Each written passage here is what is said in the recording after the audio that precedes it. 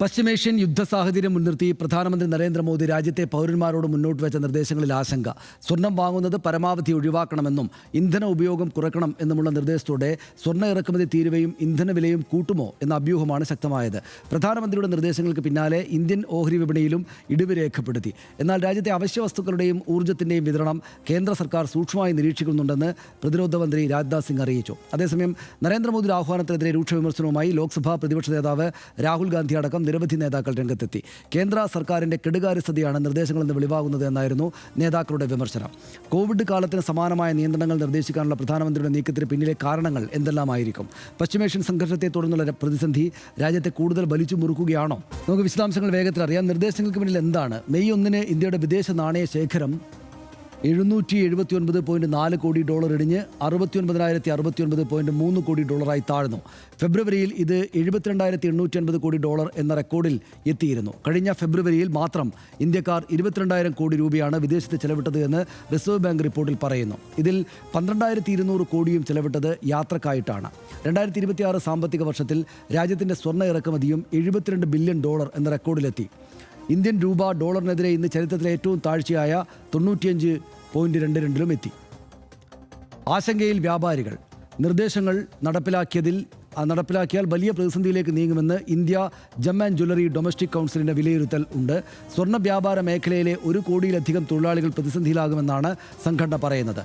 ആഭരണ മേഖലയിലെ തൊഴിലിനെയും സാമ്പത്തിക പ്രവർത്തനങ്ങളെയും ബാധിച്ചേക്കുമെന്നും വ്യാപാരികൾക്ക് ആശങ്കയുണ്ട്. പ്രധാനമന്ത്രിയുടെ നിർദ്ദേശങ്ങൾക്ക് പിന്നാലെ പ്രമുഖ ആഭരണ കമ്പനികളുടെ ഓഹരി വിലകളിലും ഇടിവുണ്ടായി. കല്യാൺ ജ്വല്ലേഴ്സ് ഓഹരി വില 8.3%, ടൈറ്റൻ കമ്പനിയുടെ ഓഹരി വില 6.4% ഇടിഞ്ഞു.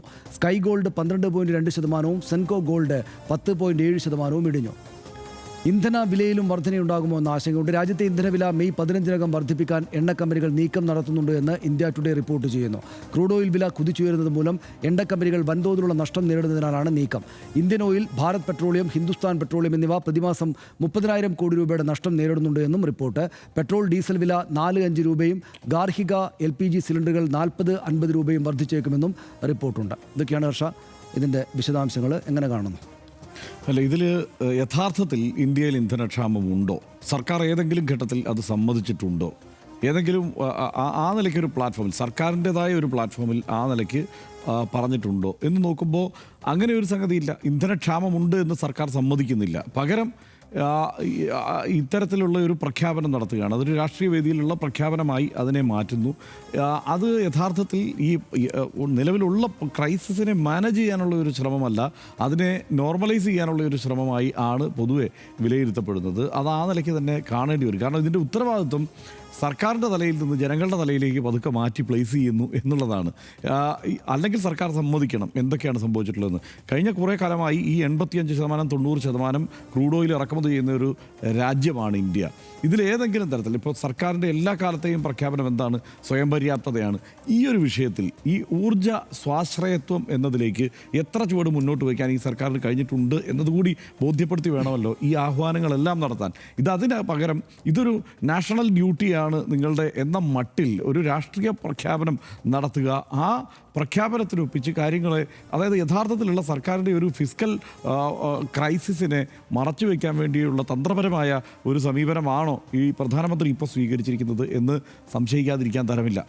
കാരണം അല്ലെങ്കിൽ ഇത് സർക്കാർ ഏതെങ്കിലും ഘട്ടത്തിൽ സമ്മതിക്കണം. ഒരു ഘട്ടത്തിലും സർക്കാർ ഇങ്ങനെ ഒരു ഇന്ധന പ്രതിസന്ധി ഉണ്ടെന്ന് അനുഭവിക്കുന്നുണ്ടെന്നുള്ളത് വേറെ കാര്യം. പക്ഷേ അത് സമ്മതിക്കുന്നില്ല. നമുക്ക് ഇന്ധനം സ്റ്റോക്കുണ്ട്, ആവശ്യത്തിനുണ്ട്, ഒരു പ്രശ്നവുമില്ല എന്നുള്ളതാണ് എല്ലാ ഘട്ടത്തിലും പറയുന്നത്. പക്ഷേ അതിനുശേഷം പ്രധാനമന്ത്രി പറയുന്നത് എന്താണ്? കാർ പൂള് ചെയ്തു പോകണം, സ്വർണം വാങ്ങരുത്, ഇങ്ങനെയൊക്കെയുള്ള നിർദ്ദേശങ്ങളിലേക്ക് കാര്യങ്ങൾ പോകുന്നു. കോവിഡിന് സമാനമായി ആളുകൾ വീട്ടിലിരുന്ന് ജോലി ചെയ്യുന്ന സാഹചര്യം ഉണ്ടാവണം എന്നൊക്കെയുള്ളത് നമ്മളുടെ കോവിഡ് കാലത്തേതുപോലെ ഒരു ദേശീയ ഉത്തരവാദിത്വം എന്ന മട്ടിൽ പൗരന് മേലെ അടിച്ചേൽപ്പിക്കാനുള്ള ശ്രമമാണോ അതല്ലെങ്കിൽ ഇന്ധനവില വർദ്ധിപ്പിക്കാനുള്ള നീക്കമാണോ ഇതിന് പിന്നിൽ എന്നുള്ളത് കൂടി നമ്മൾ കാണണം. ഒരുപക്ഷെ ഈ ക്രൈസിസിൻ്റെ പേരിൽ ഇന്ധനവില വർദ്ധിപ്പിക്കാനുള്ള സാധ്യതയൊക്കെ നിലവിൽ നിലനിൽക്കുകയാണ്. ഒരു സാധ്യത ഉണ്ട്.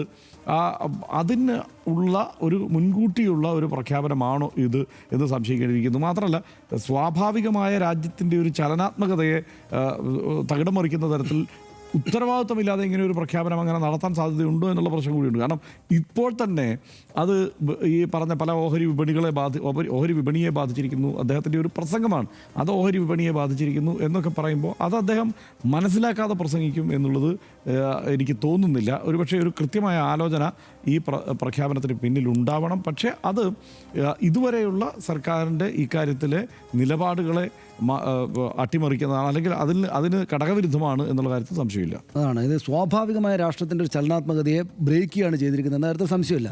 കാരണം എന്താണെന്ന് വെച്ചാൽ അങ്ങനെ സർക്കാർ വന്നിട്ട് നിങ്ങൾ സ്വർണം വാങ്ങരുത് എന്നോ അല്ലെങ്കിൽ എന്തെങ്കിലും ഒരു കാര്യം വാങ്ങരുത് എന്നോ ഒന്നും പറയുന്നത് സ്വാഭാവികമല്ലല്ലോ. സ്വാഭാവികമായിട്ടും പിന്നെ അങ്ങനെ പ്രധാനമന്ത്രി വന്ന് പറയുമ്പോൾ നമ്മളത് ഗൗരവത്തിലെടുക്കേണ്ടതായിട്ട് വരും. ഇപ്പോൾ സ്വർണം വാങ്ങരുത്, വർക്ക് ഫ്രം ഹോം എന്ന പോലെ, കോവിഡ് കാലത്ത് എന്ന പോലെ അങ്ങനെ ചെയ്യണം, വാഹനങ്ങൾ പൂൾ ചെയ്ത് പോകണം, ഇന്ധനം ഉപയോഗിക്കരുത് എന്നൊക്കെ പറയുമ്പോൾ പൗരൻ്റെ വളരെ സ്വാഭാവികമായിട്ടുള്ള സാധാരണ ജീവിതത്തിന് മേലേക്ക് രാഷ്ട്രീയ ഭരണ നേതൃത്വം നിർദ്ദേശങ്ങളായിട്ടാണെങ്കിലും ചില കാര്യങ്ങൾ അടിച്ചേൽപ്പിക്കുകയല്ല, എന്നാലും ചില കാര്യങ്ങൾ പറയുകയാണല്ലോ. അതിലൊരു അസ്വാഭാവികതയുണ്ട്, സാധാരണഗതിയിൽ നടക്കുന്ന കാര്യമല്ല.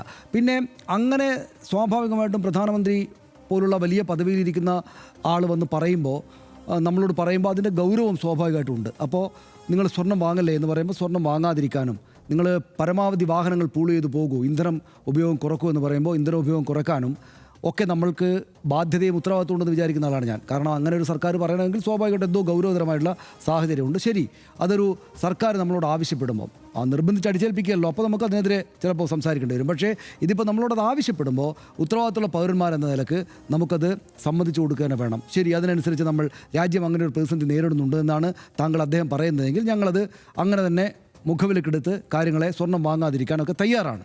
പക്ഷേ എന്തുകൊണ്ടാണത് എന്ന് പറയാനുള്ള ഉത്തരവാദിത്തം, എന്തുകൊണ്ടാണ് ഞങ്ങളിത് നിങ്ങളോട് പറയുന്നത് എന്ന് പറയാനുള്ള ഉത്തരവാദിത്തം പ്രധാനമന്ത്രി കാണിക്കണം. അതായത് സാധാരണത്തിൽ ആർക്കും സ്വർണവും എന്ത് സാധനവും ഒരു കടയിൽ പോയി ഉള്ളി വാങ്ങാനോ അല്ലെങ്കിൽ പാല് വാങ്ങാനോ മുട്ട വാങ്ങാനോ ഒക്കെയുള്ള ഒരു അവകാശം പോലെ തന്നെയാണ് സ്വർണം വാങ്ങാനോ. അവനവൻ്റെ കയ്യിൽ കാശുണ്ടെങ്കിൽ സ്വർണം വാങ്ങാം. അപ്പോൾ നിങ്ങളത് വാങ്ങല്ലേ എന്ന് പറയുന്നുണ്ടെങ്കിൽ എന്താണ് ഈ അസാധാരണമായുള്ള നിർദ്ദേശത്തിന് കാരണമായ അസാധാരണമായ സാഹചര്യം എന്ന് രാജ്യത്തെ ജനതയോട് വിശദീകരിക്കാനുള്ള ഉത്തരവാദിത്വം നിർബന്ധമായിട്ടും നിശ്ചയമായിട്ടും പ്രധാനമന്ത്രി പദവിയിലുള്ള ആൾക്കുണ്ട്.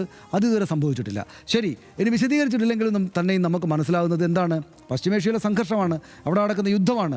ഈ യുദ്ധമാണ് ഇതിനെല്ലാം കാരണം എന്ന് മനസ്സിലാക്കുമ്പോൾ നമ്മൾ അദ്ദേഹത്തിൽ നിന്ന് ആഗ്രഹിക്കുന്ന മറ്റൊരു കാര്യം, ഈ യുദ്ധത്തിന് കാരണക്കാരാരാണ് എന്നത് ഇന്ത്യൻ ദേശീയ സർക്കാരിൻ്റെ അഭിപ്രായം എന്താണ് എന്നുകൂടെ പൊതുസമൂഹത്തോട് പറയണം. അപ്പോൾ അങ്ങനെ പറയുമ്പോൾ ഇത് അമേരിക്കൻ പ്രസിഡന്റ് ട്രംപിൻ്റെയും ഇസ്രായേലിൻ്റെ പ്രധാനമന്ത്രി ബെഞ്ചമിൻ നെതന്യാഹുവിൻ്റെയും അവരുടെയാണ് 99.99% ഉത്തരവാദിത്വവും അവരുണ്ടാക്കിയ പ്രശ്നമാണ്. അവരുടെ വ്യക്തിപരമായുള്ള പ്രശ്നം കൊണ്ടാണ് ഇത്രയും വലിയ കുഴപ്പമുണ്ടായിരിക്കുന്നത് എന്നുകൂടെ നമ്മുടെ സർക്കാരിനും നമ്മുടെ രാഷ്ട്രീയ നേതൃത്വത്തിനും ഭരണ നേതൃത്വത്തിനും പറയേണ്ടതായിട്ട് വരും. അപ്പോൾ എൻ്റെ ഫ്രണ്ട് എന്ന് ആവർത്തിച്ച് എപ്പോഴും പറയാറുള്ള പ്രധാനമന്ത്രി നരേന്ദ്രമോദി ഇതാ ലോകത്ത് ഇത്രമാത്രം വലിയൊരു പ്രതിസന്ധി, നമ്മൾ സാധാരണഗതിയിൽ ചെയ്തുകൊണ്ടിരുന്ന നമ്മുടെ കയ്യിൽ കാശുണ്ടായിരുന്നെങ്കിൽ പോയി വാങ്ങാം സ്വർണം എന്ന നിലയെ ബ്രേക്ക് ചെയ്യും വിധം ഈ കാര്യങ്ങളെ ആകെ കുഴപ്പത്തിലാക്കിയിരിക്കുന്നത് എൻ്റെ ഫ്രണ്ടെന്ന് ഞാൻ വിശേഷിപ്പിക്കുന്ന ഈ അമേരിക്കൻ പ്രസിഡന്റ് ഡൊണാൾഡ് ട്രംപാണ് എന്ന കാര്യം അദ്ദേഹം പറയുകയും ഇത് ചെയ്തത് ശരിയായില്ല മിസ്റ്റർ ട്രംപ് എന്ന് ലോകത്തിന് മുമ്പാകെ ട്രംപിനോട് പറയുകയും ചെയ്യുക എന്ന ഉത്തരവാദിത്വം കൂടെ പ്രധാനമന്ത്രി നരേന്ദ്രമോദി പാലിക്കണം. വേണം. കാരണം ഇത് നമ്മുടെ സാധാരണ സ്വാഭാവിക ജീവിതത്തിന് മേൽ, ഏറ്റവും സാധാരണക്കാരനായ പൗരൻ്റെ സ്വാഭാവിക ജീവിതത്തിന് മേൽ ഒരു നിർദ്ദേശത്തിലൂടെയാണെങ്കിലും ഈ കാര്യങ്ങൾ പ്രധാനമന്ത്രി അവതരിപ്പിക്കുമ്പോൾ അതിനുള്ള കാരണം എന്താണെന്ന് പറയണം. കാരണം സ്വാഭാവികമായിട്ടും ഈ യുദ്ധ സാഹചര്യമാണ്, തീരാത്ത യുദ്ധ സാഹചര്യമാണ്. ഈ സാഹചര്യം നീണ്ടുപോകുമെന്നാണ് നമ്മൾ മനസ്സിലാക്കുന്നത്. അങ്ങനെ കാരണക്കാരനായ ആളോട് നമുക്കുള്ള രാഷ്ട്രീയമായിട്ടുള്ള എതിർപ്പ്, നമ്മളുടെ ജീവിതം എങ്ങനെ ബ്രേക്ക് ചെയ്തിട്ടുള്ള എതിർപ്പ് നമ്മൾ രേഖപ്പെടുത്തണം. അങ്ങനെ എതിർപ്പ് രേഖപ്പെടുത്താൻ വേണ്ടി കൂടെയാണ് നമ്മുടെ രാജ്യത്തിൻ്റെ പ്രധാനമന്ത്രി പദവി അദ്ദേഹത്തിന് ഏൽപ്പിച്ചു കൊടുത്തിരിക്കുന്നതെന്ന് കൂടെ അദ്ദേഹം മനസ്സിലാക്കണം. എന്നിട്ട് ഇത് നിങ്ങളോട് പറഞ്ഞിരിക്കുന്നു, പക്ഷേ നമ്മളെ ആകെ ഈ ബുദ്ധിമുട്ട്, അതായത് നിങ്ങൾ മുണ്ടുമുറുക്കി ഉടുക്കാൻ കാരണമായ സാഹചര്യത്തെ ഉണ്ടാക്കിയത് എൻ്റെ ഫ്രണ്ടെന്ന് ഞാൻ വിശേഷിപ്പിക്കുന്ന ഡൊണാൾഡ് ട്രംപാണ്.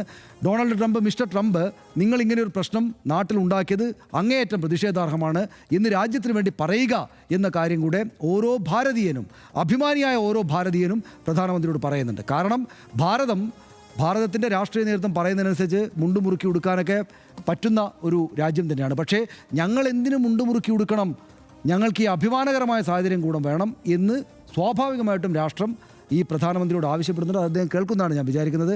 ആ കാര്യം ഇതുവരെ അതായത് ഇത്രമാത്രം സംഭവങ്ങൾ, പെഹൽഗാം അറ്റാക്ക്, അത് കഴിഞ്ഞിട്ട് അതിൻ്റെ മുകളിലുള്ള അവകാശവാദങ്ങൾ, ഇത്രമാത്രം തുടർ രാഷ്ട്രീയ സാഹചര്യങ്ങൾ ഉണ്ടായിട്ട് പോലും പ്രധാനമന്ത്രി ഒരിക്കൽ പോലും ഈ കാര്യത്തിൽ രാഷ്ട്രീയമായിട്ടുള്ള തൻ്റെ അഭിപ്രായം ഈ രാഷ്ട്രാന്തരീയ വിഷയത്തിൽ, നമ്മളെ തന്നെ ബാധിക്കുന്ന ഈ രാഷ്ട്രാന്തരീയ വിഷയത്തിൽ പറഞ്ഞില്ല എന്നത് അങ്ങേയറ്റം ദുഃഖകരമായ കാര്യമാണ് എന്നുകൂടെ പറയേണ്ടതുണ്ട്. ലോകത്തെ ആകെ പിടിച്ചു കുലുക്കിയ സാഹചര്യമാണ് പശ്ചിമേഷ്യൻ സംഘർഷത്തിലൂടെ ഉരുത്തിരിഞ്ഞിട്ടുള്ളത്.